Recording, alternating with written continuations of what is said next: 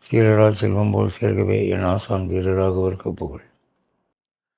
அகல இல்லேன் இறையுமென்று அலர்மேல் மங்கை உரைமார்பா, நிழலில் புகழாய் உலகமூன்றுடையாய் என்னை ஆழ்வானே, நிழலில் அமர்ந்து முனிக்கணங்கள் விரும்பும் துருவேங்கடத்தானே, புகழொன்றில்லா அடியேனும் நடிக்கீழ் அமர்ந்து புகுந்தேனே. இன்றைய உபயதாரருக்கு நன்றி கூறி, ராமானுஜர் திருமஞ்சன கட்டியம் அதை உங்களுக்கு படித்து காட்டி விளக்கமும் சொல்வதற்காக வந்திருக்கிறேன். இந்த கட்டியம்னா என்ன? கட்டியம்னா புகழ் கூறுதல், இதான் அர்த்தம். அந்த காலத்திலலாம் ராஜாக்கள் வந்து பல்லக்கில் வர்றாங்கன்னு வச்சுக்குவோம். முன்னால் சில பேர் போவாங்க, அவங்க வந்து ராஜாவுடைய புகழ் பாடுவாங்க.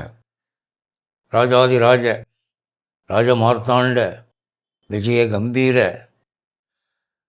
ரகுநாத ஸ்ரீ ஸ்ரீ தேவ ஸ்ரீஷா அப்படின்னு பல பெயர்கள் பட்டங்கள்லாம் எடுத்து சொல்லி, அவர் வர்றார் வராக் வராக் அப்படிம்பாங்க.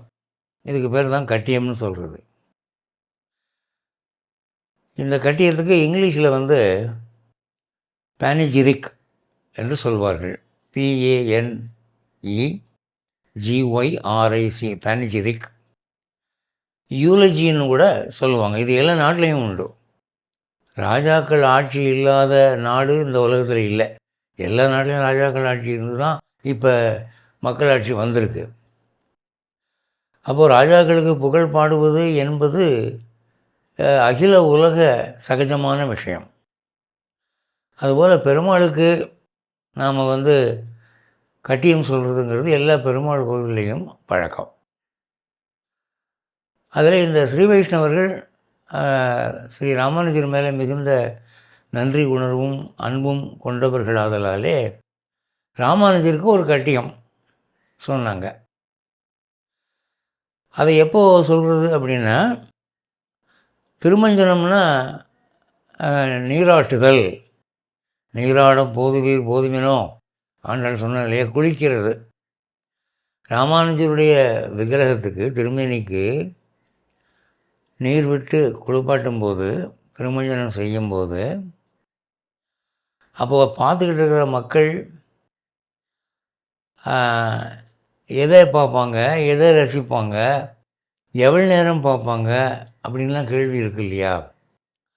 அதனால் குறைஞ்சபட்சம் ஒரு 1/4 மணி 1/2 மணி நேரமாவது மக்களுடைய கவனம் அந்த திருமேனியில் விக்கிரகத்தில் இருக்கணும். அது மட்டும் இல்லை, அந்த ராமானுஜருடைய திருமேனியில் இருக்கக்கூடிய அவயவங்களெல்லாம் எடுத்து சொல்லி, கண்ணை பார்த்தீங்களா, காதை பார்த்தீங்களா, மூக்கை பார்த்தீங்களா அப்படின்னு சொன்னால் அப்போ கவனமாக பார்ப்பாங்க. இல்லைன்னா என்ன சொல்லுவாங்க, கொஞ்சம் ஆத்திகம் இல்லாதவங்களாம் சிலையை குளிப்பாட்டுறாங்க அப்படின்ட்டு போயிடுவான். அதனால் அதனுடைய கனாகனம் தெரியணும், புனிதத்துவம் தெரியணும் என்பதற்காக அதை வந்து ஒரு கவிதையாக சொன்னார்கள். இதில் வந்து ஒவ்வொரு கோவில் பெருமாளுக்கும் ஒரு ஒரு ஆச்சாரியர் வந்து கட்டியம் எழுதியிருக்கிறாங்க. ஆனால் ராமானுஜருடைய திருமஞ்சனத்துக்கு கட்டியம் எழுதினது பராசர பட்டர். பராசர பட்டர் வந்து ராமானுஜர் கூடவே வாழ்ந்தவர். ராமானுஜரால் புத்திரனாக அபிமானிக்கப்பட்டவர். கூரத்தாழ்வாருடைய உத்தமகுமாரர். பெருமாளுடைய விசேஷ கடாட்சத்துக்கு ஆளானவர்.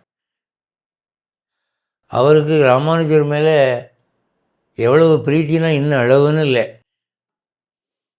அதனால் ராமானுஜருடைய திருமேனிக்கு திருமஞ்சனமாகிற போது ஒரு கட்டியம் கட்டாயம் செய்தாகணும் என்று அவர் விரும்பி அவரே எழுதினார். அவர் சம்ஸ்கிருதத்தில் பெரிய வித்வான். அவர் சின்ன 7 வயசு பையனாக இருந்தபோதே பெரிய வித்வான்களெல்லாம் அவர் வாதத்திறமையினால் தோற்கடித்தார் என்று அவருடைய வரலாறு எழுதுகிறது. அதனால் இந்த ராமானுஜருடைய திருமஞ்சனம் நடக்கும்போது பொதுமக்கள் அவருடைய திருமேனியை ஆர்வமாய் பார்த்து ரசிக்க வேண்டும்.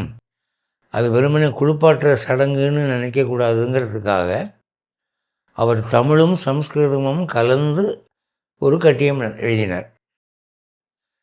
சம்ஸ்கிருதம் இல்லாமல் தனித்தமிழாக இருந்திருக்கலாமே அப்படின்னா, வைஷ்ணவ வியாக்கியானம் பூரா மணிப்பிரவாளமாக தான் இருக்குது. அந்த காலத்தில் இன்றைக்கி நாம் எப்படி இங்கிலீஷும் தமிழும் கலந்து பேசுகிறோம். ஒன்றும் இல்லை, சாதாரண விஷயத்தை பேசும்போது என்னப்பா 8 மணிக்கு வரேன்னு சொல்லி 8:30 மணிக்கு வர்ற அப்படின்னா, ஆமாப்பா காலையில் 6 மணிக்கு I rose up little late, alarm set பண்ணி வச்சுருந்தேன், இந்த கிளாக் டிட் நாட் ரிங். அப்புறம் வந்து வீட்டில் அம்மா வந்து கூப்பிட்டு she sent me for shopping and there was a heavy crowd. அதெல்லாம் முடிச்சுட்டு வர்றது கூட எனக்கு ரொம்ப நாடியாயிடுது.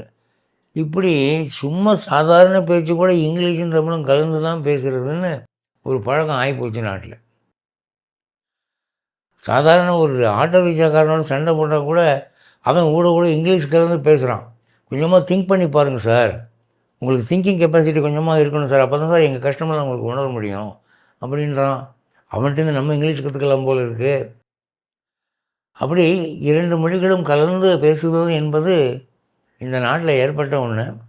மணியும் பிரவாளமும் போலே சம்ஸ்கிருதமும் தமிழும் கலந்து அந்த காலத்தில் வியாக்கியானம் எழுதினாங்க, உபன்யாசமும் பண்ணினாங்க.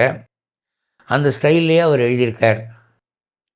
அந்த காலத்தில் இந்த கட்டியத்துக்கு யாரும் விளக்கம் சொல்ல வேண்டிய அவசியம் இல்லை, ஏன்னா எல்லாருக்கும் தெரியும் அர்த்தம். இந்த காலத்தில் ஒரு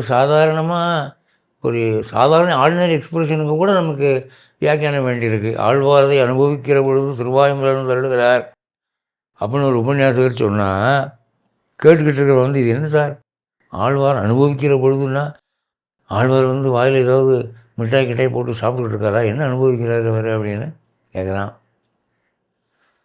இல்லையா, வந்து பகவானுடைய நல்குணங்களை அவர் பாசுரமாக சேவிக்கிறார். அது சும்மா வாயால் சொன்னார்னு சொல்லக்கூடாது, திருவாய் மலர்ந்து அருளுகிறார்னு சொல்கிறாங்க.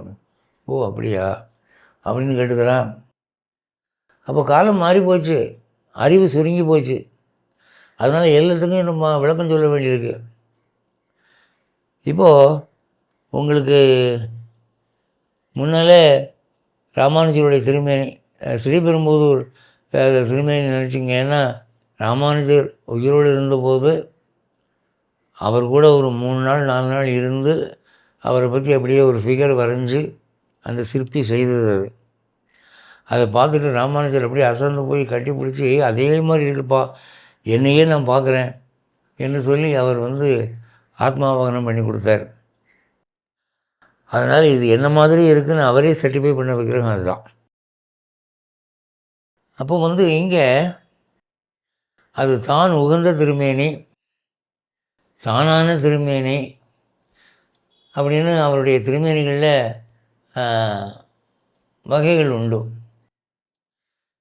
இப்போது இங்கே அந்த மாதிரி ஒரு திருமேனி நினச்சிக்கோங்க. அந்த படம் எல்லா இடத்துலையும் கிடைக்கும்.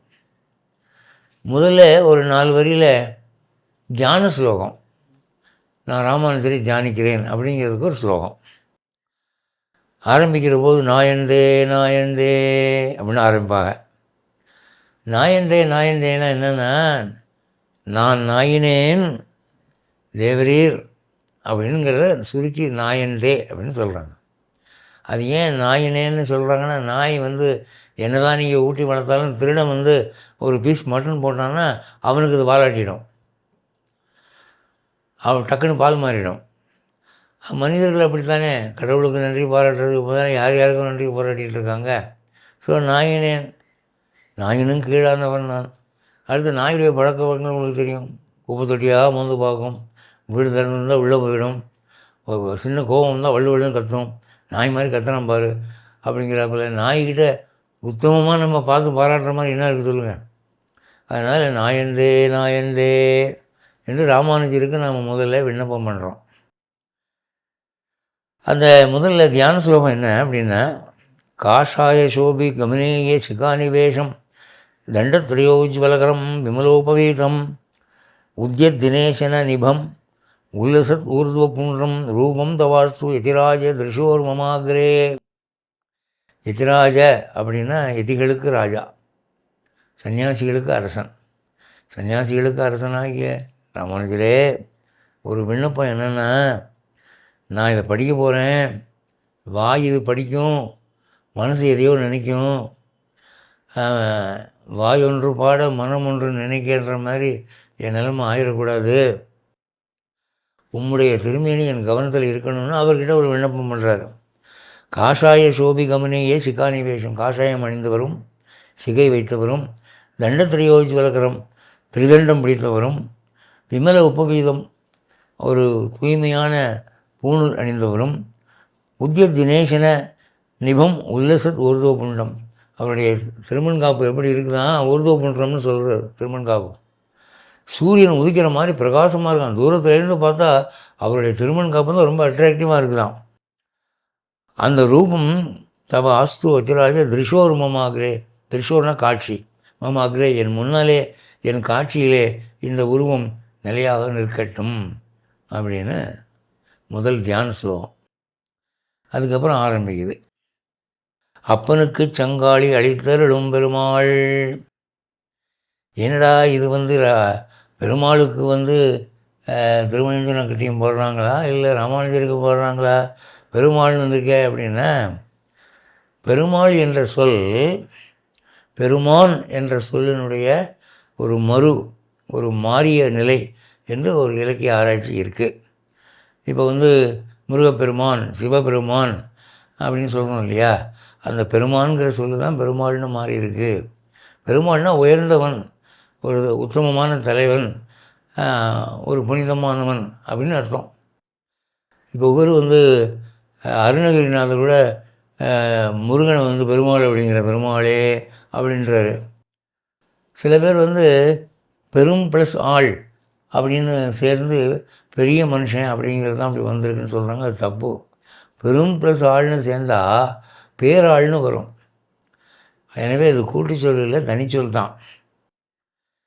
இங்கே ராமானுஜரை பெருமாள் என்று சொல்லி முதல்ல அவர் சேவிக்கிறார். அப்பனுக்கு சங்காளி அளித்தருளும் பெருமாள்.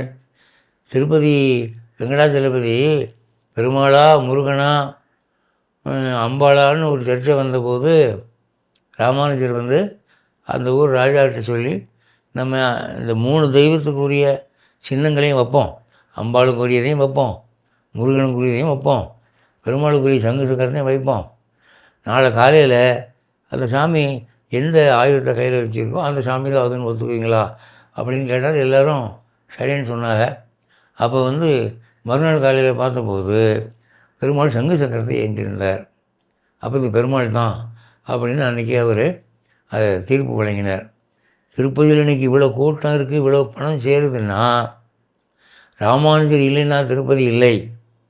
ராமானுஜர் தான் அதை வெங்கடாச்சலபதி ஸ்ரீமன் நாராயணன் என்று அறுதியிட்டு ராஜா மூலமாக உலகனைத்தும் பறைசாற்றியவர். இன்றைக்கி சும்மா பேருக்கு சில பேர் டிஸ்பிளே பண்ணிகிட்ருப்பாங்க, அது பெருமாள் தான் என்று நிர்ணயிக்கப்பட்டது. அதுக்கு ராமானுஜர் தான் காரணம். அதான் இங்கே சொல்கிறார், அப்பனுக்கு சங்கு ஆழி அழைத்தார் இளம்பெருமாள், அறம் மிகும் பெரும்போதூர் அவதரித்த பெருமாள். ஸ்ரீபெரும்போதூரில் பூதபுரின்னு பேர். அது ரொம்ப புராண சம்பவங்கள்லாம் நடந்த இடம். அதனால் தெய்வங்கள் நடமாடிய இடம். அறமிகு நற்பெரும்போதூர் அவதரித்த பெருமாள், அங்கே தான் அவர் பிறந்தார். அறுசமய செடி அதனை அடியறுத்த பெருமாள். இந்த நாட்டில் பல்வேறு கூதிருஷ்டிகள், பல்வேறு மதங்கள் இருந்தது. அத்வைதம், இப்போ துவைதம், காணபத்தியம், கௌமாரம், சைவம், சாக்தம், பௌத்தம், சமணம், எத்தனையோ மதங்கள் இருந்தது. அவ்வளவு மத பிரவர்த்தகர்களோடையும் வம்புக்கு போய் தர்க்கம் பண்ணி அவங்கள ஜெயிச்சு வைணவத்தை நிலைநாட்டினர். அறுசமய செடி அதனை, செடி என்பது சாதாரண பிளான்ட்டை குறிக்கிறது மாதிரி தெரியும். அது தேவையில்லாத குப்பையை கூட அப்படி சொல்லுவாங்க. அடி அறுத்த பெருமாள் வேரோட காலி பண்ணார். அருளாளி வரிவண்டே என்று ஆழ்வார் அழைக்கும் பெருமாள்.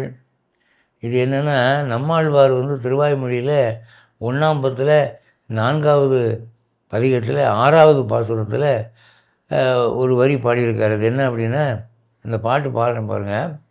அருளாத நீரருளி அவர் ஆவி தோராமுன் அருளாளி புட்கடவீர் அவர் வீதி ஒரு நாள் என்று அருளாளி அம்மானை கண்டக்கால் இது சொல்லி அருளாளி வரிவண்டே யாமும் என் பிழைத்தோமே அப்படிங்கிற தலைவி ஸ்தானத்தில் இருந்து இங்கே நம்மாழ்வார் சொல்கிறார், இந்த பெருமாள் என்ன ஒரேடியாக மறந்துட்டார், ஒரே ஒரு நாள் இந்த கருடாழ்வார் மேலே ஏறி என் வீதி பக்கம் வந்தாலும் போதும், என் வீட்டுக்கு வர வேண்டாம், என்ன பார்க்க வேண்டாம், பேச வேண்டாம், இது செய்யக்கூடாதா, செய்தால் நான் சிறந்த விளையாவது பார்ப்பேன்ல என்று வண்டை தூது விடுகிறார். அதாவது பக்தியிலே மேகத்தை தூது விடுவாங்க, மேக சந்தேஷம். அதே மாதிரி காற்றை தூது விடுவாங்க, அப்போ பறவைகளை தூது விடுவாங்க. இவர் வண்டை தூது விடுறாரு. அப்படி அருள் ஆழி வரி வண்டே என்று தூது விடுறார். இதுக்கு ஈடு 36,000 படி வியாக்கியானம் எழுதுகிற ஆச்சாரியர் அவர் என்ன சொல்கிறாருன்னா, இவர் அருள் ஆழி வரி வண்டேன்னா என்ன அர்த்தம்னா, இவர் ஆச்சாரியனை தான் சொல்கிறாரு. என்னன்னா, ஆழி வரி வண்டே, வருத்தத்தை நீக்கக்கூடியதாய் அழகியதாய் இருக்கிற வண்டே, இதற்கு வடிவு சிரித்திருக்கவும் காம்பீரியம் பெற்றிருக்கிற வண்டே என்றும் சுழலப் பறக்கிற வண்டே என்றும் பொருள் கூறலாம். இதனால் இறைவனோடு சேர்க்கின்ற ஆச்சாரியனுடைய ஆத்ம குணத்தை போன்றே உருவத்தின் குணமும் உட்கோள் என்கை. இதில் வண்டு என்று கூப்பிடுறது ஆச்சாரியனை தான். ஆச்சாரியன் பெருமாளுக்கும் ஜீவாத்மாவுக்கும் ஒரு தொடர்பு ஏற்படுத்துகிறவர். இங்கே வண்டுன்னு அவர் சொல்கிறது ஆச்சாரியன் தான் என்று ஈட்டாசிரியர் பொதுப்பட சொல்கிறார். ஆனால் இங்கே கட்டியத்தில் இவர் வரி வண்டே என்ற ஆச்சாரியனை சொன்னது எந்த ஆச்சாரியனை என்று கேள்வி. இவர் சொல்கிறார், இது ராமானுஜரை தான் குறிக்குது. ஆச்சாரிய ஸ்தானத்தில் ராமானுஜருக்கு ஈக்குவல் யார் இருக்கா, அதனால் ராமானுஜரை தான் குறிக்குதுன்னு சொல்லி அருளாளி வரிவண்டே என்று ஆழ்வார் அழைக்கும் பெருமாள், அருள்மாறி அடியினை கீழ் அன்பு பூண்ட பெருமாள். அருள்மாரிங்கிற பேர் திருமங்காழ்வாருக்கும் உண்டு, பெருமாளுக்கும் உண்டு. அதனால் இவ 2 பேரையும் கூட நம்ம பொருளாக கொள்ளலாம். அவங்க திருவடியில் அன்பு கொண்ட பெருமாள். 5 குடிக்கு ஒரு சந்ததியாம் ஆண்டாள் தமக்கும் அன்னதான பெருமாள். அங்கே 5 லட்சம் குடும்பம் இருந்தது இந்த யாதவச்சேரியில். அந்த 5 லட்சம் யாதவ குடும்பமும் தம் வீட்டு பிள்ளையாக ஆண்டாளை நினைக்கும்படி அவள் பாசுரங்கள் பாடிட்டா, தன்னை ஒரு யாதவ பெண்ணாவே நினச்சா. ஸோ 5 குடிக்கு ஒரு சந்ததியாம் ஆண்டாள் நமக்கும் அன்னதான பெருமாள். இவர் 100 தடவை அக்கார அடிச்சில் ஆண்டாள் பாடின பாட்டை நிஜமாக நம்ம செய்யணும்னு சொல்லி இவர் தன் செல்வாக்கை பயன்படுத்தி அக்கார அடிசில் தயிர் சாதம் எடுத்து வச்சார், அழகர் கோயிலில் வச்சார். அப்போ ஆண்டாள் ரொம்ப சந்தோஷப்பட்டு, அண்ணன் தான் தங்கச்சிக்கு இப்படியெல்லாம் பண்ணுவான் சீரு, நீ எனக்கு அண்ணன், நான் உனக்கு தங்கச்சின்னு சொல்லி அந்த விக்கிரகத்தில் நேரில் தோன்றி ராமானுஜர் கிடத்தை கட்டி கொண்டாள் என்று ஒரு வரலாறு உண்டு. அன்னையிலிருந்து இவர் கோயில் அண்ணா, ராமானுஜர் ஆண்டாளுக்கு அண்ணா என்று ஒரு பெயர் ஆயிற்று. அரங்கர் மௌலி சூழ்கின்ற மாலையை சூடி கொடுத்தவள் தொல்லொருளால் தாழ்வின்றி வாழும் பெருமாள். அந்த ஆண்டாளுடைய ஒரு அன்பினாலே ராமானுஜருக்கு ஒரு ஏற்றம். இன்றைக்கும் பார்த்திங்கன்னா இந்த ஆண்டாளுடைய ஆடிப்பூரத்துக்கு ஸ்ரீபெரும்புதூர்லேருந்து, அதாவது அண்ணன் ஊர் ஸ்ரீபெரும்புதூர், ராமானுஜர் ஆண்டாளுக்கு புடவை கடவையெல்லாம் போகும், சீர் பிறந்த வீட்டு சீர் போகும். அதே மாதிரி ஆண்டாளுடைய பிரசாதம் இங்கே ஸ்ரீபெரும்புதூர் வரும். இப்படியாக இருவரும் பரஸ்பரம் அன்புள்ளவர்களாக இருக்கிறார்கள். அதனால் திருவரங்கனுக்கு மாலை தொடுத்து கொடுத்த அந்த ஆண்டாள் அவளுடைய அன்பினாலே மகிழ்ச்சியாக இருக்கக்கூடிய பெருமாள். அடியார் வினைத்தொடரை அருள் என்னும் ஒழ்வாள் உருவி கிட்டி கிழங்கோடு வெட்டி களைந்த பெருமாள். இந்த பக்தர்களுக்கெல்லாம் ஒரு பெரிய பிரச்சனை என்னென்னா, சரணடைஞ்சால் மோட்சம் அப்படின்னு சொல்லியிருக்கு, சரணமானவருக்கெல்லாம் மரணமானால் முக்தின்னு சொல்லியிருக்கு. ஆனால் அதை தடுக்கிறது ஒன்று இருக்காது. என்ன அப்படின்னா, அவர்கள் பண்ணின கர்மா, பூர்வ ஜென்ம வினை. இதுக்கு என்ன தத்துவ வழி, எப்படி நீங்கள் தப்பிப்பீங்க என்றால், ராமானுஜர் நம்ம எல்லாருக்குமா சேர்ந்து ஒரு பங்குனி உத்திரத்தன்னைக்கு நம்பெருமாள்கிட்ட ஒரு பெர்மிஷன் கிரேஸ் வாங்கி வச்சார். என் சம்மந்தப்பட்டவங்க எல்லாருக்கும் அவங்க பாவங்களை மன்னித்து நீ மோட்சம் கொடுக்கணுன்ட்டு. அதுதான் இங்கே சொல்கிறார், அடியார் வினைத்தொடரை அருள் என்னும் ஒள் வாழ் உருவி கிட்டி கிழங்கோடு வெட்டி களைந்து பெறும். ஒரு செடியை அந்த வேரோடு எடுக்கிற போது கிழங்கோடு வந்துருச்சுன்னா மறுபடியும் இங்கே முளைக்காது. நம் தேசிக சிகாமணி பெருமாள், தேசிகர்னா குரு, சிகாமணினா எத்தனையோ குருக்கள் இருக்கிறாங்க, அந்த குருக்களுக்கு ஒரு சிகாமணி போன்ற ஒரு தலையானவர், அப்படிப்பட்ட பெருமாள் என்று சொல்லி முதல்ல சுத்தமான ஒரு தமிழில் அங்கே ராமானுஜரை பற்றி எல்லோரும் புரிஞ்சுக்கிற மாதிரி சில வரிகள். அதுக்கப்புறம் ஆரம்பிக்குது. தேவரீர் திருவடி தாமரைகளின் தாஸ்யார்க சாரசிய தானார்த்தமாக ஆசனார விந்தத்திலே அழுத்தியிட்ட இடதுகளிலும், அதாவது கேசாதி பாதவர்ணனை பாதாதி கேசவர்ணனை ரெண்டு இருக்குதுங்க.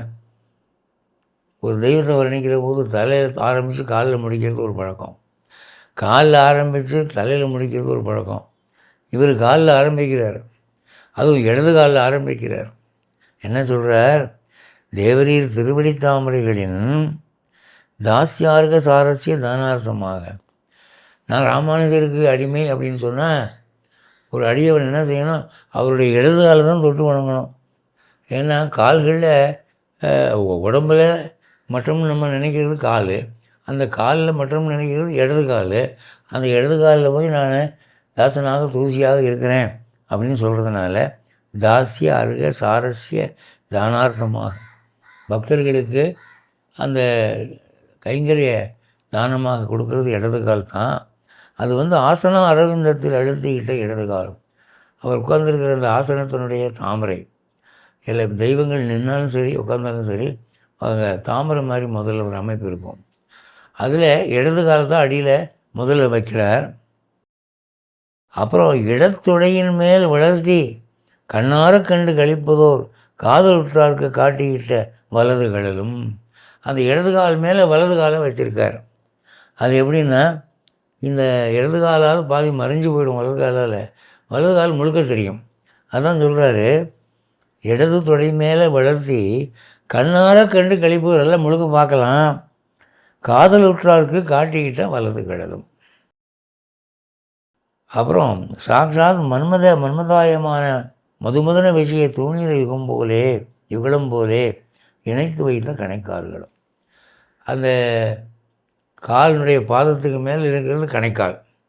அந்த கணைக்கால் ரெண்டும் இப்போ நமக்கெல்லாம் எலும்பு தெரியும், அப்படி இல்லாமல் நல்ல உருண்டைய சிலிண்டர் மாதிரி இருக்குதான் அவருக்கு. அதுக்கு சொல்கிறார், இந்த மன்மதனுடைய அவன் என்னமோ 5 பூக்களை வச்சு அம்பு போடுவானே, அந்த அம்புகள் வைக்கக்கூடிய அந்த அம்பரா துணி இருக்க, அது எப்படி ஒழுங்காக சிலிண்டர் மாதிரி இருக்கும், அந்த மாதிரி இருக்குது அவருடைய கால்கள். மன்மதனுக்கு மன்மதன் பேர் வந்த காரணம், மன்னா மனம், மதனம் என்றால் கலக்கிறது. அதாவது நான் இந்த பொண்ணை விரும்ப மாட்டேன், இந்த ஆணை விரும்ப மாட்டேன்னு நினச்சிக்கிட்டு இருக்கிற ஜனங்களை மனசை கலக்கி விரும்பும்படி பண்ணுறவன், அதான் மன்மதன். அது மாதிரி இந்த ராமானுஜனுடைய கால்களை பார்க்குறவன் கட்டாயம் போய் தொட்டு கும்பிடணும்னு தோணும். அந்த மாதிரி ஒரு சிலிண்ட்ரிக்கலாக இருக்கான். இந்த சரமோபாய நிர்ணயம்னு ஒரு புஸ்தகம், அதில் ஒரு சின்ன சம்பவம். ராமானுஜனுடைய சிஷியர்களில் ஒருத்தர் தனவந்தராக இருந்தார், ரொம்ப பக்திமான். அவருடைய மகன் கொஞ்சம் ஒழுக்கம் கெட்டு போய் ஒரு பொம்பளை வேசிமையுடைய வீட்டில் போய் இந்த காசெல்லாம் கொட்டி அவள் காலையே கட்டின்னு கிடந்தான். அதை இவர் ராமானுஜர்கிட்ட சொல்லி என் மகனை கொஞ்சம் திருத்துங்க அப்படின்னு சொன்னபோது ராமானுஜர் அவனை வர சொல்லி, டேய் அவள் காலையே கட்டின்னு கிடக்கிறியடா, அந்த கால் எங்கேருந்துமா கொண்டு போய் விடுவோன்னு நரகத்தில் கொண்டே விடும்டா, உங்கள் அப்பா சொத்து பூரா பாழாக்குதேடா, என் காலம் போடுறா, இந்த காலம் பிடிடா, இந்த காலம் பிடிடா, நீ வைகுண்டம் போவேடா என்று சொல்லி அழுக்கடாச்சம் பண்ணினார். அவருடைய பார்வையின் சக்தியினாலே அவனுக்கு அன்றைக்கி புத்தி திருந்தி அவன் அவளை மறந்துட்டு இவருடைய சிஷ்யனானான் என்று ஒரு சம்பவம் குறிக்கப்பட்டிருக்கு. அதை தான் நம்ம இங்கே பார்க்குறோம். சாட்சாத் மன்மதாயமான மதுமதன விஷய தூணீர யுகலம் போலே, யுகலம்னா ரெட்டை, 2 கால் இணைத்து வைத்த கணைக்கால்களும், கீழ்நோக்கும் ஒளிவெள்ளம் மறியுண்டு சுழித்தார் போல் இரண்டருக்கும் திரண்டூருண்டு மடியுண்ட முழந்தாள்களும். அந்த கால் மடித்து வச்சுருக்கார் இல்லையா, இப்போ கணுக்காலுக்கு அப்புறம் மேலே முழங்காலுக்கு வர்றார். அந்த முழங்கால் எப்படி இருக்குதுன்னா, நமக்கெல்லாம் இந்த நீ கேப்பு தெரியும், மேடு பள்ளமாக இருக்கும் அந்த முழங்கால். இது அழகாக ஒரு ஆற்று வெள்ளமானது நேராக போகுது, திடீர்னு லெஃப்ட்டில் திரும்புது அல்லது ரைட்டில் திரும்புதுன்னா எப்படி ஒரு ஒழுங்காக திரும்புது? அது மாதிரி இந்த காலானது அந்த இடத்துல மடிஞ்சு வச்சிருக்கிறது. ஒரு ஒளி வெள்ளம் மறிக்கப்பட்டு, ஏன்னா அவர் ராமானுஜர் எல்லாம் சிகப்பாக இருப்பார், பால் மாதிரி சிகப்பாக இருப்பார். அது வந்து ஆறு சுழிச்ச மாதிரி அந்த முழங்கால் வந்து அப்படி இருக்குது. கந்தளித்த கதலி காண்ட கரிகர கரபங்கள் போல். அடுத்து வந்து தொடைகளுக்கு வர, தொடை எப்படி இருக்கான்? வாழைத்தண்டு மாதிரி இருக்குதுங்க. வாழைத்தண்டு பார்த்துருக்கீங்களா? ஒரு சொரசொரப்பாக இருக்காது, வலுவலுன்னு இருக்கும், தடவினீங்கன்னா ஆசையாக இருக்கும், யூனிஃபார்மாக இருக்குது. இப்போ வேப்ப மரம் பார்த்திங்கன்னா, புளிய மரம் பார்த்திங்கன்னா கரடு முரடாக பட்டையாக இருக்கும். வாழை மரத்தில் பட்டை பார்க்க முடியாது, நல்லா ஒழுங்காக தடவுனா அழகாக இருக்கும். கன்னத்தை வச்சுக்கிட்டிங்கன்னா சுகமாக இருக்கும், ஜில்லுன்னு இருக்கும். அதான் சொல்கிறது கந்தளித்த கதலி.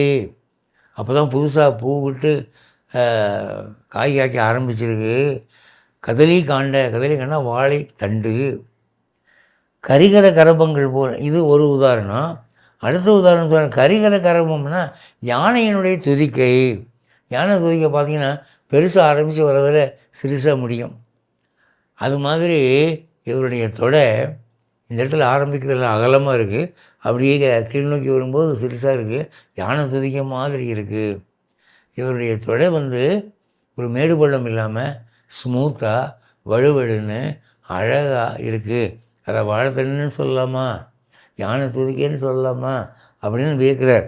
கந்தளித்த கதலி காண்ட கரிகர கரபங்கள் போல் அதி மிருதுல மாம்ச தளங்களாய். அதி மிருது, ரொம்ப மென்மையாக சாஃப்டாக இருக்குது. மாம்ச தளங்கள், அதாவது செறிவான மாம்சத்தினாலே. ஏன்னா சில பேருக்கு தொடையில் ஒரு இடத்துல பள்ளம் விழுந்திருக்கும், ஒரு பக்கம் மேடு இருக்கும். அப்படிலாம் இல்லாமல் விளங்குகின்ற திருத்தொடைகளும். சந்தியா ரஞ்சித சாரதாபுரத்தில் தனித்து எழுந்ததோர் கொடிமின்னல் நிலை நின்று படர்ந்தார் போல் ஆஜங்கம் தலை தொடுத்து அரைச்சி வந்த ஆடையின் மேல் வளைந்து வந்து நிகு என்ற பொன்னரை நான் பூண்ட அழகும். அவர் வந்து இடுப்பில் இங்கே அரைநான் இருக்குது, அது வந்து விக்கிரகத்தில் பொன்னால் செஞ்சுருப்பாங்க. இவர் சொல்கிறார் அது எப்படி இருக்கா அந்த பொன்னால் செய்த அரைநான். சந்தியா ரஞ்சித சாரதாபுரத்தில், காலை சந்தியோ அல்லது மாலை சந்தியோ நீங்கள் வானத்தை பார்த்தீங்கன்னா கொஞ்சம் செந்நிறமாக இருக்கும். அதில் வந்து சாரதான மேகம், அந்த மேகத்தில் அப்புறத்தில் தனித்து எழுந்ததோர் கொடி மின்னல், ஒரு மேகத்தில் மின்னல் தோன்றுகிற மாதிரி என்ன ஆகுது, அவர் ஆடை மேலே இந்த பளபளன்னு தங்கத்தில் அரைநாள் கயிறு இருக்குது. அந்த ஆடை எப்படி இருக்கான், கொடி மின்னல் நிலை நின்று படர்ந்தார் போல் ஆஜங்கம். ஜங்கம்னா முழங்கால், ஆஜங்கம்னா முழங்கால் வரை, முழங்கால் வரை தழைத்து கொடுத்து அரைச்சி வந்த ஆடை. அந்த அரைச்சி வந்ததுன்னா காஷாய கலர் வந்து பிளட் ரெட் இல்லை, பாதி தான் இருக்கும், ஆனால் அரைச்சி வந்தாங்கிறாரு. இதுக்கு இந்த அரைங்கிறதுக்கு இடுப்புன்னு கூட அர்த்தம் சொல்லலாம். இடுப்பில் இருக்கக்கூடிய சிவந்த அந்த ஆடையை, அந்த ஆடை இருக்குது, அது மேலே தெரியுது அந்த பொன்னால் ஆன அந்த அரைநான் கயிறு. அதான் நிகு என்று பல மின்னுதான் பொன் அரைநான் பூண்ட அழகும் அது அந்த விக்கிரகத்தில் இருக்குது. சேவா ரசபாச பரிபிராமித மதிமந்தார மாமத்தியமான சௌந்தரிய துக்த சிந்தூதரம் நடுக்குழித்திட்ட சுழி போல் சுந்தரமாம் உந்தி மலரும். இப்போ வேட்டியை தாண்டிடுச்சு, மேலே வந்துருச்சு. மேலே வந்தால் வயிற்றில் நாபி, அதாவது வயிற்றினுடைய நடுப்பகுதியில் தொப்புள்னு சொல்கிறோம் இல்லையா, அந்த நாபி இருக்குது. அது எப்படி இருக்குதான், சேவா ரசபாச பரிபிராமித மதிமந்தார மாமத்தியமான சௌந்தரிய துக்த சிந்து. இந்த உடம்பு அவருக்கு சிவப்பாக இருப்பார், பார்க்கடல் மாதிரி இருக்காராம் அவர் கலரு. அதான் சொல்கிறாரு துக்த சிந்து, பார்க்கடல் போன்ற அந்த திருமேனியில் சேவா ரசபாச பரிபிராமித்த மதிமந்தார மாமத்தியமான சௌந்தரி. அவர் உடம்புல எங்கே பார்த்தாலும் நமக்கு நமோ நமக நமோ நமக நமோ நமக அப்படின்னு சேவிக்கிற மனப்பான்மை தான் வருதான். அதுதான் சேவா ரசபாச பரிபிராமித்த மதிமந்தார மாமத்தியமான சௌந்தரிய துக்த சிந்து உதரம். அந்த பார்க்கடலாகிய அந்த வயிறு நடுக்குழித்திட்ட சுழி போல், நடுவில் வந்து அந்த நேவல்னு சொல்கிற தொப்புள் அது வந்து அப்படி சுழிச்சிருக்குது. அது வந்து 6 சுழிக்கிற மாதிரி இருக்குது. சுந்தரமாம் உந்தி மலரும். உந்தி என்றால் வயிறு, மலர் என்றால் அந்த தொப்புளை வந்து மலருக்கு சமமாக சொல்கிறார். மஞ்சுளதர மாயூரோசிர வாயவ்ய ஜன வைவேஜ்யமான திவ்யதூப கொங்குமித மந்தகண்டவக கோதூயமான திவ்ய லாவண்ய தரங்கினே தரங்கங்கள் போல் இருபாலும் திகழ்கின்ற திருவழிகளும். இங்கே வந்து 2 பக்கமும் அவருடைய தலைமுடி குளிச்சுட்டு அப்படி புகையெல்லாம் போட்டு சாம்பிராணி புகையெல்லாம் போட்டு கொஞ்சம் தொங்குதான். அது நல்லா லேசாக சுருள் சுருளாக இருக்குதான்.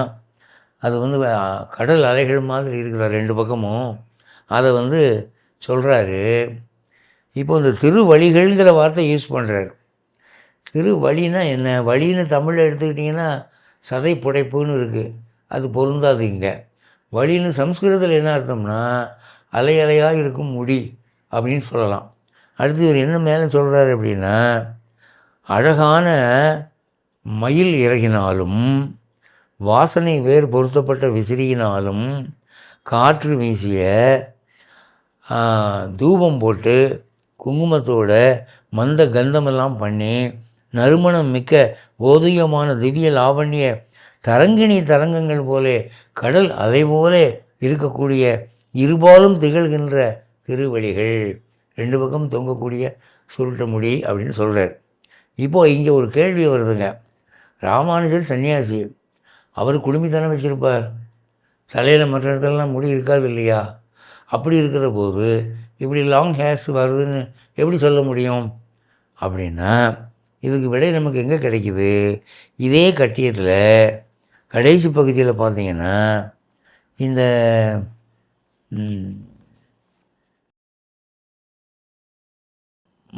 ஒரு கீழேருந்து ஒரு 4வது 5வது வரி பாருங்கள். வளர்ந்து மடிந்து வியக்தாவியக்தமாய் விளங்குகின்ற திருக்குழல் ஒழுங்கும் சுற்றி சுழற்றி குலைத்திட்டு முடித்து தொங்கவிட்ட சிகாபந்தமும். என்ன சொல்கிறது? குடுமி வச்சிருக்கார் தான், அதை வந்து நல்லா அப்படி சுற்றி குடுமி சிகை வச்சிருக்கார். இது தவிர முடியும் இருக்குது, சிகை வைக்கிறதுக்கு வச்சாச்சு, இந்த பக்கம் முடி வந்து விட்டுருக்காரு. அது என்ன சொல்கிறாருன்னா, பாதி மறைஞ்சு பாதி தெரியாமல் இருக்குது. அந்த கிரீடத்தில் பாதி முடி மறைஞ்சிருக்கான். அதான் சொல்கிற வளர்ந்து மடிந்து வியக்தாவியக்தமாய் விளங்குகின்ற திருக்குழல் ஒழுங்கு, நீளமான முடி தொங்குதுன்னு நாங்கள் போட்டிருக்காரு. குடுமையை பற்றி சொல்லும்போது சுற்றி சுழற்றி குழைத்திட்டு முடித்து தொங்க விட்ட சிகாபந்தமும். அந்த இது எவ்வளோ அடர்த்தியாக அவருக்கு முடி இருக்குதுன்னா, அந்த குடுமையை முடிஞ்சால் கூட அது தொங்குதான் நல்லா இவ்வளோ பெருசுக்கு. இதை வந்து பராசரப்பட்டர் ராமானுஜன் உயிரோடு இருந்தபோதே பக்கத்தில் பார்த்து பார்த்து ரசித்த மனுஷன் தானே. அதனால் விக்கிரகத்தில் அது இருக்கா இல்லையாங்கிறது கேள்வி இல்லை. அவர் அந்த பழைய நாள்களை நினச்சி அப்படி எழுதுகிறார். அப்போது மஞ்சுளதன மாயூர ஓசிர, மஞ்சுளனா மிக அழகான, மாயூர என்றால் மயில் தொகை, உசீர அப்படின்னு சொன்னால் வாசனை வேர்,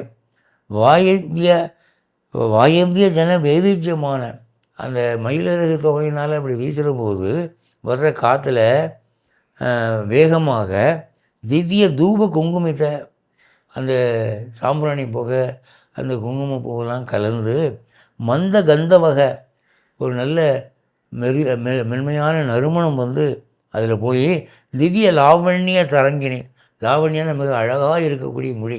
சில பேருக்கு முடி பரட்டையாக செம்பட்டையாக ரஃப்பாக இருக்கும், அப்படி இல்லை. இவர் முடியை தொட்டு பார்த்தா அப்படி ரொம்ப பட்டு மாதிரி இருக்கும், சாஃப்டாக இருக்கும். தரங்கிணி தரங்கங்கள் போலே கடலுடைய அலைகள் மாதிரி இருக்கக்கூடிய இருபாலும் திகழ்கின்ற திருவழிகளும், அந்த 2 பக்கமும் தொங்குகிற அந்த முடியும். அபிநவ தரதர விகஸ்வர சரசுஜ வரமுகுல தளர்தலாயமான. அடுத்து வந்து அவர் எதுக்கு வர்றாருன்னா கைக்கு வர்றார்.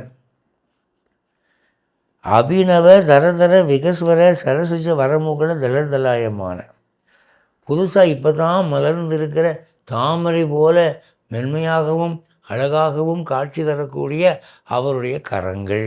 இப்படி கையை இப்படி கும்பிட்டுருக்கார் இல்லையா, அதை பற்றி வர்ணிக்கிறார். அபிநவ இப்போ தான் மலர்ந்த தாமரையம், அபிநவ தர தர விகஸ்வர, இப்போ தான் மெல்ல திறக்குது. சரசிச்ச வர தாமரைகளில் சிறந்த தாமரை, 1000 இதழ் தாமரை.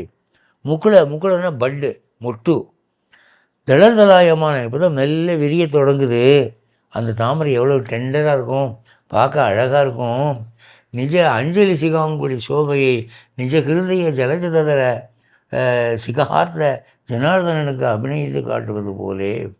அவர் இப்படி கும்பிட்டுருக்கிறது எப்படி இருக்கான், இந்த இந்த இடத்துல கும்பிட்றாருல, இதுக்குள்ளே தானே இதயம் இருக்குது. அந்த இதயமாகிய தாமரைக்குள்ளே தானே அந்தர்யாமி பகவான் இருக்கான். அதனால் இப்படி வச்சு கும்பிட்றதுனால அது டைரெக்டாக பெருமாளை போய் சேருது. என்னுடைய பாவனை என்னங்கிறத நீ புரிஞ்சுக்கோ அப்படிங்கிறனால அந்த ஹிருதயத்துக்கு மேலே கும்பிட்டு காட்டுறாராம். நிஜ அஞ்சலி சிகாங்குடி சோபையை நிஜ ஹிருதய ஜலஜம்னா தாமரை, ததர சிகஹார்த ஹார்தனா இதயம். ஜனார்தனன் உள்ளே இருக்கிறவன் அபிநயித்து காட்டுவது போலே, நான் உனக்கு தாசனுங்கிறத இங்கே இருக்கிற பெருமாள்கிட்ட நியர்பையாக காட்டுற மாதிரி நெஞ்சுக்கு நேராக கொஞ்சம் சாய்த்து அஞ்சலிட்டு தடக்கைகளும். நெஞ்சுக்கு நேராக இப்படி அரசியல்வாதி மேலே கும்பிடாமல் கொஞ்சம் அப்படி சாய்ச்சி அப்படி கும்பிட்டுருக்கார். அப்புறம் என்னென்னா, தங்க வளை மேல் தங்கி தொங்குகின்ற சங்கிலிகளோடு இணக்கமுற்ற கணை கைகளும். இந்த விக்கிரகத்தில் இங்கே 2 கையிலையும் தங்க வளை போட்டிருப்பாங்க, அதில் தங்க சங்கிலி வேறு தொங்கும். அது சொல்கிறார், தங்க வளை மேல் தங்கி தொங்குகின்ற சங்கிலிகளோடு இணக்கமுற்ற கணை கைகளும். இந்த ரிஸ்ட்டு முறுக்கிட்ட முன்கையோடு உள்விம்மி புறங்குவிந்து மடியுண்ட முழங்கைகளும். முறுக்கிட்ட முன்கை, இந்த பக்கம் கையெல்லாம் எப்படி இருக்குன்னா முறுக்கிட்ட முன்கைங்கிறது. இப்போ நாமெல்லாம் இப்படி கையை வச்சோம்னா இங்கே தொங்கும் சதை, நம்ம இப்படி கை காட்டி பேசினா இந்த சதை மட்டும் ஆடும் தனியாக, எல்லாம் கிளண்டு போன கை. அவருக்கு அப்படி இல்லை, நல்லா முறுக்காக இருக்குது. அந்த இன்டென்ஸாக இருக்கிற அந்த இன்ஃப்ராஸ்ட்ரக்சர் இன்னும் லூஸ் ஆகலை, நல்ல முறுக்காக இருக்குது. முறுக்கிட்ட முன்கையோடு உள்விம்மி புறங்குவிந்து, இந்த இடம் அகலமாக இருக்குது பெருசாக, உள்விம்மி புறங்குவிந்து இங்கே வரும்போது கொஞ்சம் கொஞ்சமாக சிறுசாகுது. மடி உண்ட முழங்கைகளும், இந்த இடத்துல இப்படி மடிச்சிருக்கு இல்லையா, அந்த முழங்கைகளும்.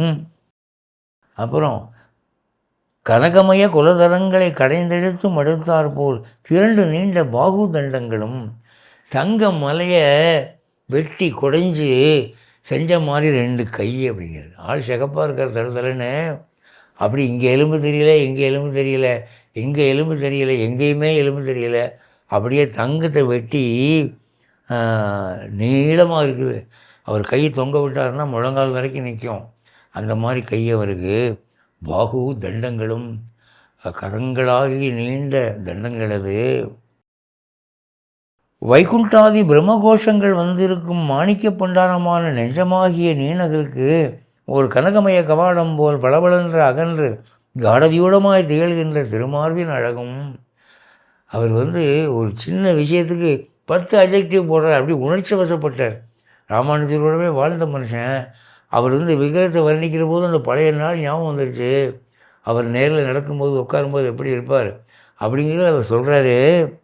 வைகுண்டாதி பிரம்மகோஷங்கள் வந்திருக்கும் மாணிக்க பண்டாரமான நெஞ்சம், அவர் நெஞ்சம் இருக்கே, அந்த நெஞ்சத்தில் வைகுண்டத்தில் இருக்கக்கூடிய நித்திசூரிகளுடைய கோஷமெல்லாம் நிறைஞ்சிருக்கு. அது மாணிக்க பண்டாரம், மாணிக்க கற்கள் நிறைந்த ஒரு நெஞ்சம் அது. அந்த நீல் நகரம், அது ஒரு பெரிய சிட்டின்னு சொல்லலாம். அந்த நகரத்துக்கு கனகமய கவாடம் போல், தங்கமான ஒரு வாசல் போல பளபளன்று அகன்று காடவியூடமாய் திகழ்கின்ற திருமார்பு. அவருடைய மார்பு எப்படி இருக்கும், இந்த பெக்டரல் மசில்ஸ் எல்லாம் இறுக்கமாக இருக்கும், தொய்வெல்லாம் இருக்காது, அது நல்லா அகலமாக இருக்குது. நீங்கள் ராமானுஜர் விக்கிரகம் பார்த்தீங்கன்னா இந்த 2 ஷோல்டரும் அப்படி உயரம் அங்கே இருக்கும், நமக்கெல்லாம் ஒடுங்கி போயிருக்கும், அப்படி உயரமாக இருக்கும். அவர் கையை தொங்க விட்டார்னா அந்த 2 முழங்கையும் இடுப்பில் உரசாது, கேப் இருக்கும், நமக்கு போய் உரசும். நீங்கள் என்சிசியில் லெஃப்ட் ரைட் போட்டிங்கன்னா அந்த கை இடுப்பில் உரசும். அவரெல்லாம் அப்படி போனார்னா அந்த கைப்பாடு தனியாக நிற்கும், ஏன்னா ஷோல்டர்ஸ் நல்லா உயரமாக இருக்குது. அப்போது அப்படி அகன்று காடவியூடமாய் திகழ்கின்ற, காடவியூடம்னா நல்ல இன்டென்ஸாக செறிவாக இருக்கக்கூடிய மார்பு, தொய்வில்லாத மார்பு. அம்மார்பின் அழகிலே ஆழங்கால் பட்டு மயங்கிவிடும் மனோநயனங்களே தோளளவில் துவக்குவிடும் அவலம்ப சூத்திரம் போல் இலங்குகின்ற முன்னூல் அழகும். இப்போ அந்த மாதிரி அந்த மார்பிலேயே ஈடுபட்டு ஆஹா என்ன அகலமாக இருக்குது, என்ன கம்பீரமாக இருக்குதுன்னு பார்க்குறவங்கள கொஞ்சம் அவங்க கவனத்தை திருப்பி இதையும் பாருங்கன்னு சொல்கிறாப்புல பூணூல் இருக்கான். அதான் சொல்கிறாரு, மார்பின் அழகில் ஆழங்கால் பட்டு மயங்கிவிடும் மனோநயனங்களே மனக்கண்களே தோல் அளவில் துவக்க விடும். நீங்கள் தோல் அழகை பாருங்கள், வெறும் மார்பை மட்டும் பார்த்துக்கிட்டு இருக்காங்க, தோல் பட்டையை பாருங்கள், அது எவ்வளோ உயரமாக கம்பீரமாக இருக்குது என்று நம்ம கவனத்தை திருப்பக்கூடிய அவலம்ப சூத்திரம் போல் இலங்குகின்ற முன்னூல் அழகும் இந்த பூணூல். அந்த பூணூல் பார்த்திங்கன்னா இவ்வளோ அகலமான ஒரு மார்பில் உயரமான தோல் இப்படி வருதுங்கிற போது நம்ம கவனத்தை அது இருக்குது. ஈஸ்வர விபூதி துவயமும் இளைப்பாரும் நிழல்தடமாய் வளர்ந்துயர்ந்த தின் தோள்களும். இந்த இடத்துல ஒரு சின்ன சம்பவம் சொல்லப்படுதுங்க. அதாவது ரங்கநாத பெருமாள் ராமானுஜருக்கு என்ன சொன்னாராம், என்னுடைய லீலா விபூதி நித்திய விபூதி. நித்திய விபூதிங்கிறது விரஜைக்கு அப்பால் இருக்கக்கூடிய வைகுண்டம். லீலா விபூதிங்கிறது இந்த பக்கம் இருக்கக்கூடிய இந்த 14 உலகங்கள். இந்த 2 விபூதியையும் இந்த 2 செல்வங்களையும் நான் உனக்கு கொடுத்துட்டேன். இது 2க்குமே நீ தான் சீஃப். நீ யாருக்கு இதில் என்ன நாமினேஷன் போட்டாலும் செல்லும். நீ பார்த்து இந்த நாடு இவனுக்குன்னு சொன்னது தான், இவனுக்கு இவ்வளோ செல்வம்னு சொன்னது தான், இவனுக்கு மோட்சம்னு சொன்னது தான். இதை நம்பி தான் அவன் ஒரு தயிர்கார பொம்பளை அவர்கிட்ட மோட்சம் கேட்டு வாங்கிச்சு. அந்த பவர் அவருக்கு இன்றைக்கும் இருக்குது. நீங்கள் ராமானுஜர்கிட்ட உலகியல் செல்வங்களும் கேட்டு வாங்கலாம், அல்லது வைகுண்ட செல்வமும் கேட்டு வாங்கலாம். உபய விபூதி நாயகன்னு பட்டம். அப்போ உபய விபூதிக்கு நாயகன்னா ராஜான்னு தானே அர்த்தம். ராஜாவை பற்றி சொல்லும்போது எப்படி சொல்லுவாங்க, அந்த தோளுடைய அழகிலே ஓய்வு எடுக்கக்கூடிய இளைப்பாறக்கூடிய இந்த பூமண்டலம், அவன் தன் புஜபலத்தினாலே இந்த நாட்டை காக்கிறான்னு சொல்லுவாங்க தானே. அது மாதிரி இந்த ராமானுஜர் தன்னுடைய அகன்று உயர்ந்து இருக்கக்கூடிய தோல் பலத்தினாலே இந்த உபய விபூதிகளையும் ஆண்டு காக்கிறார் அப்படின்னு சொல்கிறாருங்க. ஈஸ்வர விபூதி, சேஸ்வரன்னா ப்ளஸ் ஈஸ்வர 2 வரும். விபூதி துவயமும் 2 விபூதிகளும் இளைப்பாறக்கூடிய நிழல் தடமாய் வளர்ந்து உயர்ந்து தின்தோள். இந்த தோல் ஆலமரம் மாதிரி அவங்களுக்கு நிழல் கொடுக்குது. கண்டவியக்த தாராட்சரங்கள் புறம்பு சிந்து காட்டினார் போலே ரேகாத்திரைய விபக்தாங்கமாய் வலம்புரியின் சுழி ஒழுங்கை பழித்தெழுந்த கழுத்தின் அழகும். இங்கே என்ன சொல்கிறாரு, அவருக்கு சங்கு கழுத்துங்க. சங்கு கழுத்துன்னா இப்போ நமக்கெல்லாம் ஆடம் சாப்பிள் துருட்டிக்கு நிற்கும். நீங்கள் தண்ணி குடிச்சிங்கன்னா அது மேலே மேலே போயிட்டு வர்றது தெரியும். இங்கெல்லாம் பள்ளமாக இருக்கும், அங்கே உயர்வாக இருக்கும். அப்படி இல்லை, அவருக்கு சங்கு ஒரே சிலிண்டர் மாதிரி இருக்கும், ஒன்றும் மேடுபடம் தெரியாது. இங்கே 3 கோடு இருக்குங்க, கழுத்தில் 3 கோடு இருந்தால் அது சங்கு கழுத்துன்னு சொல்கிறது. அது செல்வரேகை, அது ரொம்ப அதிபதிகளுக்கு தான் அது அமையும்.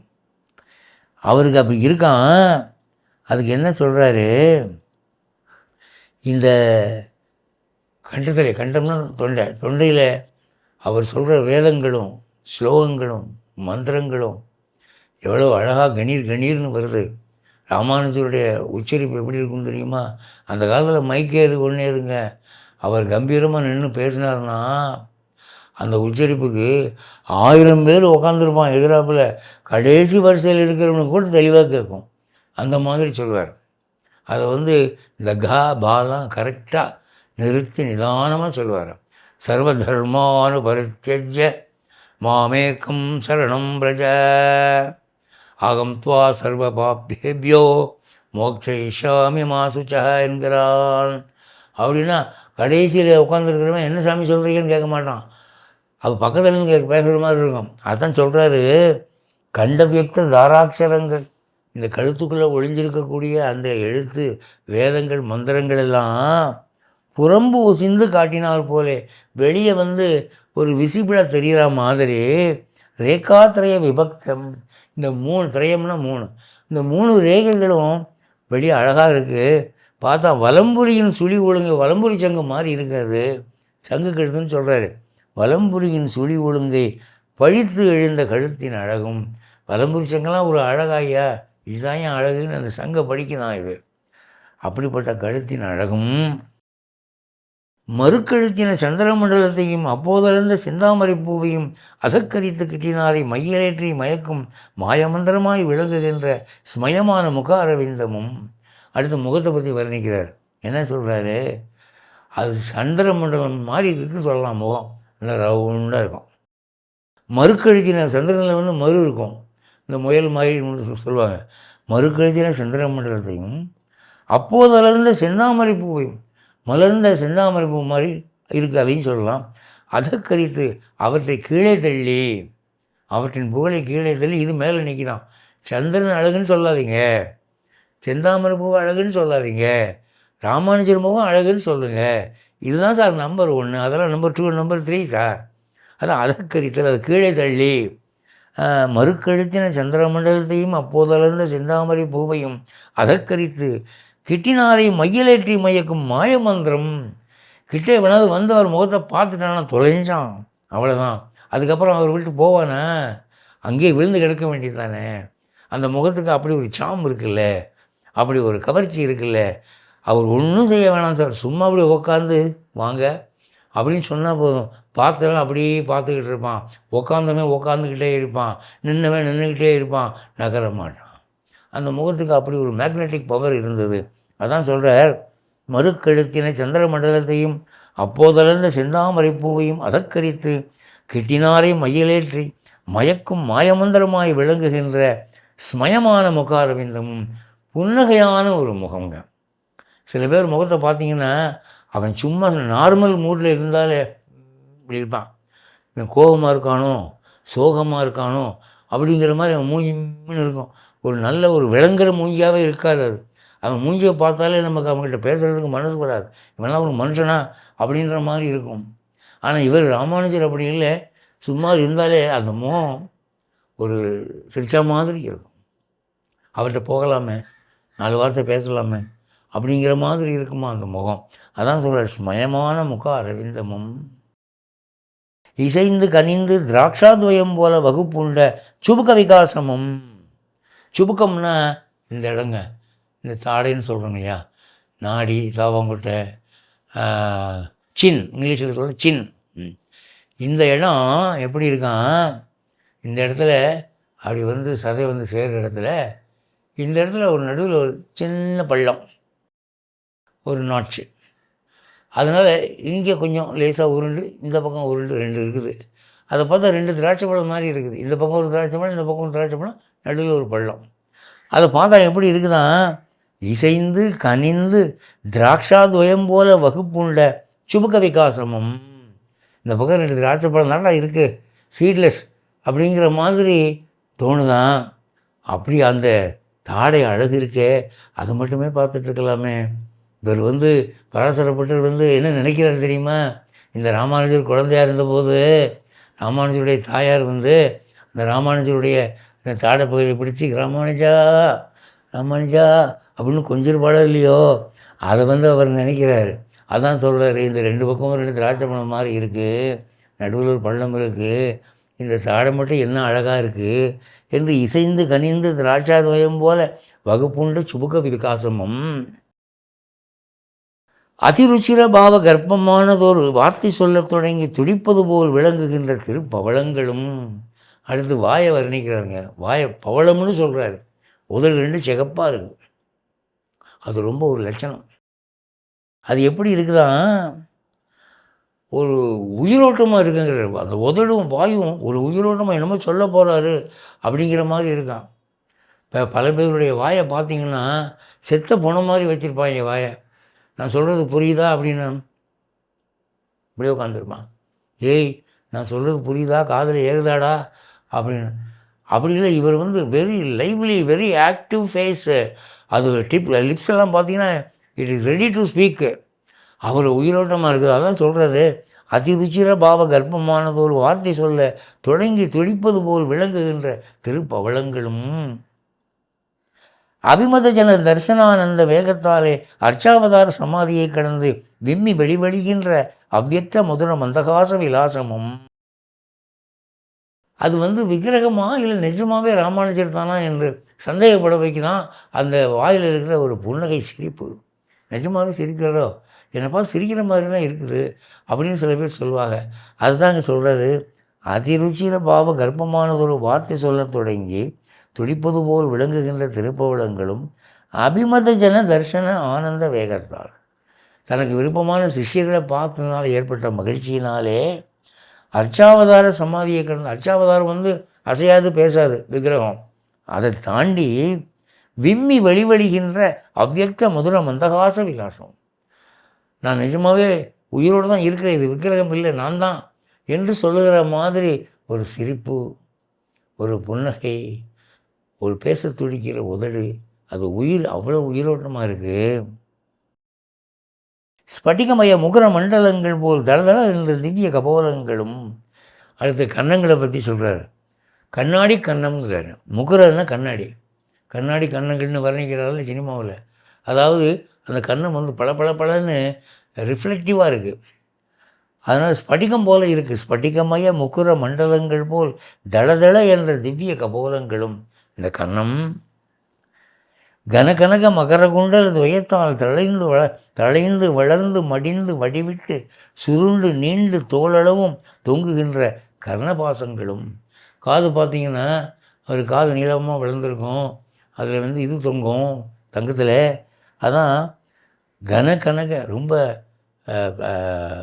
ஒரிஜினல் கோல்டு, ஏன்னா அவரஞ்சி தங்கம்னு சொல்கிறாங்களே அந்த மாதிரி தங்கத்தில் மகர குண்டலம் செஞ்சு இங்கே ஒன்று இருக்குது. தழைந்து வளர்ந்து மடிந்து வடிவிட்டு சுருண்டு நீண்டு தோல் அளவும் தொங்குகின்ற கர்ணபாசங்கள். அந்த காது வளர்ந்து இதுவரை தோல் அளவுக்கு இருக்குது. மாட்டுயர் கற்பகத்தின் வள்ளியோ கொழுந்தோ என்று நித்திய சந்தேக ஜனகமான கோல நீள் கொடி மூக்கின் அழகும்.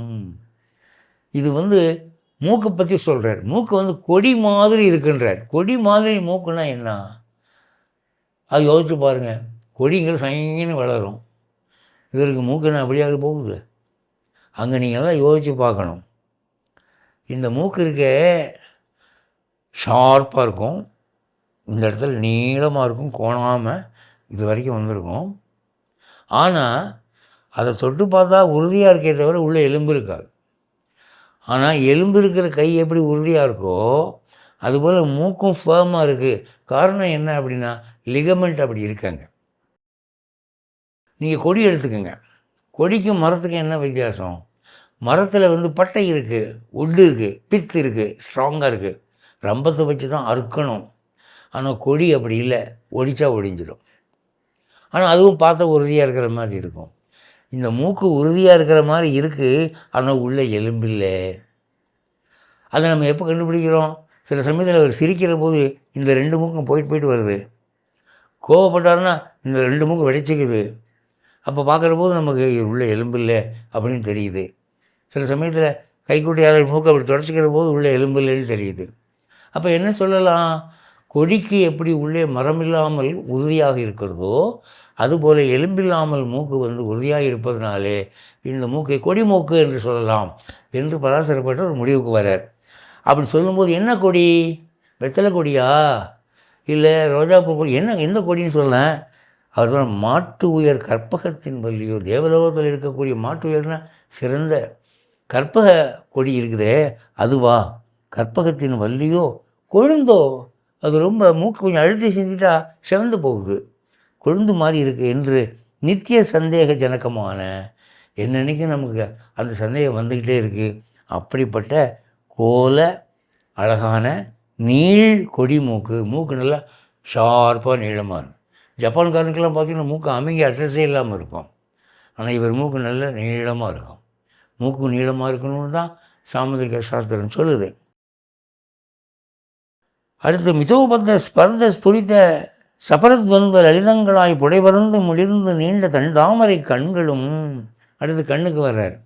அந்த கண்ணுக்கு என்ன சொல்கிறார்? மிதோபத்த ஸ்பர்தனா போட்டினா, இந்த கண்ணு போட்டி போடுதான் அழகில், நான் பெருசா நீ பெருசான்னு ஒன்றுக்கு ஒன்று போட்டி போடக்கூடிய அழகிலே இருக்கக்கூடிய சபர துவந்த லலிதங்கள், துவந்தன்னு ரெண்டு இரட்டாய் இருக்கக்கூடிய அழகான அந்த கண்கள் புடை பறந்து நல்ல அகலமாக இருக்குது. புடை பறந்துன்னு அகலமாக, கண் வந்து இடுங்கி போய் இருக்கக்கூடாதுங்க, இப்படி இருக்கக்கூடாது, நல்லா அகலமாக இருக்கணும், நீளமாக இருக்கணும். புடை பறந்து மிளிர்ந்து நீண்ட தந்தாமரை கண்கள், காதளவு ஓடிய கண்கள், கண் வந்து ப்ராமினெண்ட்டாக தெரியும் முகத்தில், அப்படி இருக்காலும் அப்படிப்பட்ட தாமரை கண்கள் ஓர பகுதியெல்லாம் சிகப்பாக இருக்குது.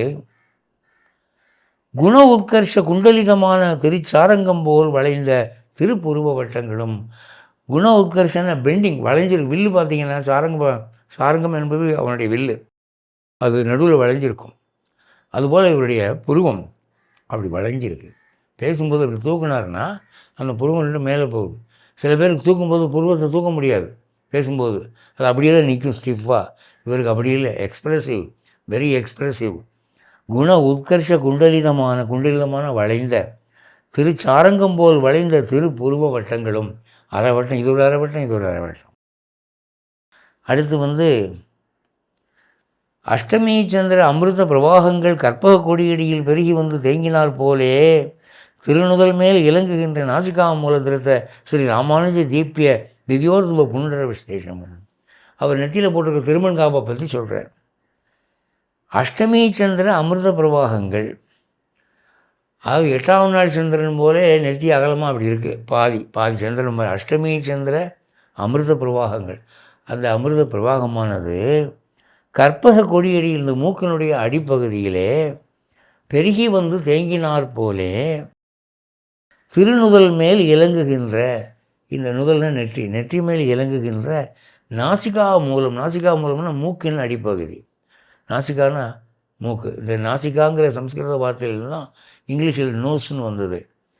நாசிகா மூல திருத்த இந்த அடிப்பகுதியிலே வரைக்கும் இருக்கக்கூடிய ஸ்ரீ ராமானுஜ தீபிய, இந்த ராமானுஜர் என்ற ஒரு ஒளிமிகுந்த தெய்வத்தினுடைய திவ்ய ஊர்துவ புன்ற விசேஷமும், அது வந்து அப்படி ஒரு தென்கலை வடிவாக அந்த திருமண் காப்பு இருக்குது. அதன் நடுவில் இந்த ரெண்டு பக்கமும் அந்த கேசவ பாதம் இருக்குது. அதுக்கு நடுவில் வந்து ஸ்ரீசூர்ணம் போடுவாங்களே சிகப்பா, அதை இப்போ சொல்கிறாரு. அதன் நடுவில் உபய விபூதி சாம்ராஜ்ய பட்டாபிஷேக லக்ஷ்மீவிகார நிக்ஷிப்த பதகமல லாக்ஷாபங்கம் போல் சிவந்து படிந்து விளங்குகின்ற ஸ்ரீசூர்ண ரேகையும். அந்த ஸ்ரீசூர்ணத்துக்கு கொடுக்குற அட்ஜெக்டிவ்ஸ் என்ன தெரியுமா? உபய விபூதி சாம்ராஜ்ய பட்டாபிஷேக லக்ஷ்மியா.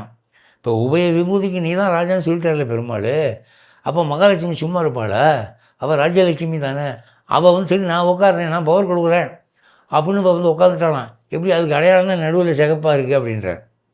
பெருமாள் கொடுத்த பட்டத்தை ரியலைஸ் பண்ணுற இப்போ மகாலட்சுமி உபய விபூதி சாம்ராஜ்ய பட்டாபிஷேக லக்ஷ்மி விகார நிக்ஷிப்த பதகமல லாக்ஷாபங்கம், அவள் இங்கே தான் விளங்குகிறாள், அவர்கிட்ட தான் இருக்கிறாவங்கிறத காட்டுறதுக்கு. நிக்ஷிப்தனா வைக்கப்பட்ட பதம்னா பாதம், அந்த கமலம், அவருடைய கமல பாதம் இங்கே இருக்குதுங்கிறதுக்கு. லாக்ஷாபங்கம்னா செம்பஞ்சு குழம்பு, அந்த ஸ்ரீசூர்ணம் சிகப்பாக தானே இருக்கும் போல் சிவந்து படிந்து விளங்குகின்ற ஸ்ரீசூர்ண ரேகையும், அது அழகாக இருக்குது. எப்படி அனுபவிக்கிறார் பாருங்கள். ஊர்துவ புன்றம்னு எடுத்துக்கிட்டால் அந்த வெள்ளையை முதல்ல சொல்கிறாரு, அப்புறம் சிகப்பை அடுத்தாப்பில் சொல்கிறாரு, அதுக்கு அட்ஜெக்டிவ்ஸ் கொடுக்குறார். உயர்ந்து மலர்ந்த திருமுடியும், அது மேலே கிரீடம் வச்சுருக்கு. அல்லது வந்து சாதாரண முடி, உங்களுக்கு கிரீடம் இல்லாத சமயத்தில் கூட இருக்கிற அந்த முடி இப்படி முடிஞ்சிருக்கு இல்லையா, அதை கூட சொல்லலாம். வளர்ந்து மடிந்து வியக்தாவியக்தமாய் விளங்குகின்ற திருக்குழல் உலகம். நிறையா வளர்ந்துருக்கு முடி அவருக்கு. அது வந்து வியக்தம்னா வெளியே தெரியுது, அவ்வியக்தம்னா வெளியே தெரியாது. முடிஞ்சது பாதி, தெரிஞ்சது பாதி. விளங்குகின்ற திருக்குழல் ஒழுங்கும் சுற்றி சுழற்றி குலைத்திட்டு முடித்து தொங்கவிட்ட சிகாபந்தமும், அந்த குடுமையை அப்படி நல்லா அப்படி சுற்றி முடிஞ்சு வச்சுருக்காரு. பின்னெடுத்த பிடரி அழகும், அந்த பின்னால் இருக்கிற அந்த பிடரி இருக்க, சில பேருக்கு சப்பையாக இருக்கும், சில பேருக்கு துருத்திக்கிட்டு இருக்கும், சில பேருக்கு மேடு பள்ளமாக இருக்கும், சில பேருக்கு ரெட்டை மண்டையாக இருக்கும். அதெல்லாம் இல்லை, ரொம்ப அழகாக யூனிஃபார்மாக இருக்குது. திருவனந்தாழ்வான் பின்படம் போலே நடுப்பதிந்து விசாலமாய் நிறுத்திட்ட திரு முதுகை போய் பார்த்தா ஆதிசேஷன் வந்து படம் எடுத்து அப்படி ஆடினாங்க. அவனுடைய பின்பக்கமாக போய் பார்த்தா அந்த தலை எப்படி விரிஞ்சிருக்கும் அகலமாக, அந்த மாதிரி ராமானுஜருடைய முதுகு இந்த 2 ஷோல்டர்ஸும் இப்படி இருக்குது, அப்படி இருக்குது. இந்த பாடி பில்டர்ஸ்லாம் ஒரு வி ஷேப்டு பாடின்னு சொல்லுவாங்க, அந்த மாதிரி அகலமாக இருக்குது. அதான் சொல்கிறாரு, திருவனந்தாழ்வானுடைய பின்படம் போலே நடுப்பதிந்து விசாலமாய் நெறித்திட்ட திருமுதுகும். நடுவில் அந்த பள்ளம் இருக்கும், அந்த பேக் போன். வலவருகில் முன்னாட்டி தாங்கிட்ட திரிதண்டாகிரமம். வலது பக்கத்தில் முன்னால் நாட்டியிருக்கார், எதை? திரிதண்டத்தை வச்சுருக்கார். சீரியதோர் நிதி போலே திருமுன்பே நோக்கி கொண்டிட்டு வைத்த திருவடி நிலைகளும். அதுதான் அவருடைய பாதுகைகள் முன்னால் இருக்குது. அது என்னவா? சீரியதோர் நிதிங்கிறார். அந்த பாதுகைகள் தானப்பா நமக்கு செல்வம். சீரியதோர் நிதி போலே திருமுன்பே நோக்கி கொண்டிட்டு வைத்த திருவடி நிலைகளும். இப்போது தேவரீர் திருமஞ்சனம் கொண்டவர்கள் எழுந்தருளியிருக்கும் அழகு இது. இவ்வளவை வர்ணித்து இதுதான் அவருடைய பியூட்டி அப்படின்ட்டார். இதெல்லாம் உணர்ந்து ரசிக்க வேண்டாமா? அனுபவிக்க வேண்டாமா? இனிமேலாவது ராமானுஜருடைய திருமஞ்சன கட்டியம் சொல்லும்போது பேப்பரில் கையில் பிடிச்சிக்கோங்க, கூகுளில் கிடைக்கிது, அப்படியே ஃபாலோ பண்ணுவாங்க. நான் சொன்னதெல்லாம் திரும்பி திரும்பி நினச்சி பாருங்கள். அப்போ தான் நாம் எவ்வளோ அசிங்கமாக இருக்கிறோம், அவர் எவ்வளோ அழகாக இருக்காருன்னு நமக்கு தெரியும். இப்போ கடைசியில் மிகுந்த ஒரு உணர்ச்சி வசப்பட்டு போய் 4-5 ஆசிரியர் கேள்வி கேட்குறாரு. என்ன கேட்குறாரு? ஏதேனும் சிந்தை மருளோ, அது என் புத்தி ஒரு ஒரு ஒரு இருட்டு ஏற்பட்டு போய் நான் என்னத்தையோ பார்க்குறேண்ணா, நிஜமாகவே ராமானுஜர் தானா? என்ன விட அழகான ஒரு உருவம் எனக்கு ஒரு கனவு மாதிரி தோணுதா? ஒரு பிரமையாக இது? இவ்வளோ பியூட்டி கூட இருக்க முடியுமா அப்படின்னு ஏதேனும் சிந்தை மருளோ, ஜெகன்மோகன மந்திர பிரபாவமோ, இந்த உலகத்தை பூரா மயங்க வைக்கிற ஏதோ ஒரு மந்திரம் யாரோ போட்டாங்களா? அதனால தான் இப்படி ஒரு அழகான உருவம் உட்காந்துருக்கா எதிர? இல்லை நிஜமாகவே இருக்காங்க? சகல ரச கொடிக்கா விலாசமோ, எல்லா விதமான நன்மைகளும் தரக்கூடிய ஒரு கொள்கையோ, சர்வபோக சிந்தாமணி பிரகாசமோ. சிந்தாமணினா நினச்சதை தரக்கூடிய ஒரு தெய்வமணி, அது மாதிரி சகல போகங்களையும் தரக்கூடிய ஒரு சிந்தாமணியாக இது. அகில ஜெகத் சுகிருத விபாகமோ, இந்த அனைத்து உலகங்களும் நல்லா இருக்கணும் அப்படின்னு நினைக்கக்கூடிய அந்த ஒரு நல்லெண்ணம் இந்த வடிவெடுத்து வந்திருக்கா? நிகில பல கல்பலதா பிரசரமோ, எல்லா விதமான அபீஷ்டங்களையும் தரக்கூடிய கற்பக கொடியினுடைய ஒரு அவதாரமோ, சமஸ்த சம்பத் சாம்ராஜ்ய வேஷமோ, இந்த உலகத்தில் இருக்கிற சகல ராஜ்யங்களும் ஒன்று திரண்டால் போலே அனைத்து ராஜ்யங்களுக்கும் சக்கரவர்த்தி என்று சொல்லக்கூடிய ஒருவர் இங்கே உட்கார்ந்துருக்கிறாரா? சர்வமங்கள சந்தான பிரசவமோ, எல்லா விதமான மங்கள விருப்பங்களும் இங்கிருந்து தான் உற்பத்தியாகின்றன என்று சொல்லக்கூடிய ஒரு வடிவமோ, அகில ஜெகத் ஜீவன மூலமோ, எல்லா உலகத்தையும் வாழ்விக்கக்கூடிய மூலாதாரம் இதுதானோ? அதுலானந்த கந்தாவதாரமோ, அதுலானந்தன ஈடிணை இல்லாத மகிழ்ச்சியுள்ள கந்தாவதாரம். கந்தாவதாரம்னா இதை நீங்கள் வேறு மாதிரி அர்த்தம் பண்ணி வேறு மதத்துக்கு கொண்டு போகாதீங்க. கந்த அப்படின்னா கா ஃபஸ்ட்டு கா, இன் த ஃபஸ்ட்டு த. கந்தன்னா இன்பம்னு அர்த்தம். இன்பம் என்ற ஒரு நிலையினுடைய முழு அவதாரமோ, இன்பமே அவதாரம் எடுத்து வந்துருச்சாங்க. அதில் ஆனந்த கந்தா அவதாரமோ, சகல கலா ரகசிய சர்வஸ்வமோ, எல்லா கலைகளும் அறிவும் ஒன்று திரண்டு வடிவாக இங்கே அமர்ந்திருக்கிறதோ, சர்வ ஈஸ்வர ஆபத்தனமோ, இறைவனுடைய ஒரு ஆபத்துக்காக பிறருக்கு உதவுவதற்கு என்று வைத்திருக்கிற வைத்தமா நிதி இதுதானோ? இதெல்லாம் திரண்டு எழுந்து கொண்டதோர் வடிவோ. நான் சொன்ன எல்லாமே ஒன்று சேர்ந்து ஒரு வடிவாக இருக்கா? இதுவும் அன்றி அப்புறமே தேஜஸோ, ஊமை இல்லாத உதாரணம் இல்லாத தேஜஸ் தான் இப்படி பிறந்திருக்கா? நாங்கள் ஏதொன்று அறியாயும் அழகோடு தேவரில் ஊழிதோறும் வாழ்ந்திடுகவே. எங்களுக்கு இன்னதுன்னு பேர் சொல்ல முடியலை, ஆனால் ஒன்று மட்டும் சொல்கிறோம், காலங்காலமாக ராமானுஜா நீ வாழணும், நல்லா இருக்கணும், நீ வாழணும், தீர்காயுசாக வாழணும், வாழ்ந்திடுகவே, ஊழிதோறும் வாழ்ந்திடுக என்று வாழ்த்தி, யதி சார்வபௌமனே திருமஞ்சனம் கண்டருளே, இந்த திருமஞ்சனம் அனுபவிப்பாயாக, ஜெய விஜயி பவ என்று கூறி முடிக்கிறார். இந்த ஒரு அரிய இலக்கியத்தை, ஆன்மீக இலக்கியத்தை நமக்கு வழங்கிய பராசர பட்டரை தியானித்து அவர் திருவடிகளை வணங்கி ராமானுஜர் கடாட்சம் நமக்கு கிடைப்பதற்கு இந்த திருமஞ்சன கட்டியம் நமக்கு உதவ வேண்டும் என்று பிரார்த்தித்து, இதை முடிந்தால் தினம் ஒரு முறை தியானிக்கலாம். அதாவது எந்த கோயிலில் எங்கே எப்போ ராமானுஜர் திருமணம் நடந்தாலும் இதை மறக்காமல் தியானிக்கலாம், சொல்லலாம், கேட்கலாம் என்று கூறி விடைபெறுகிறேன். ஜெய் ஸ்ரீமன் நாராயண்.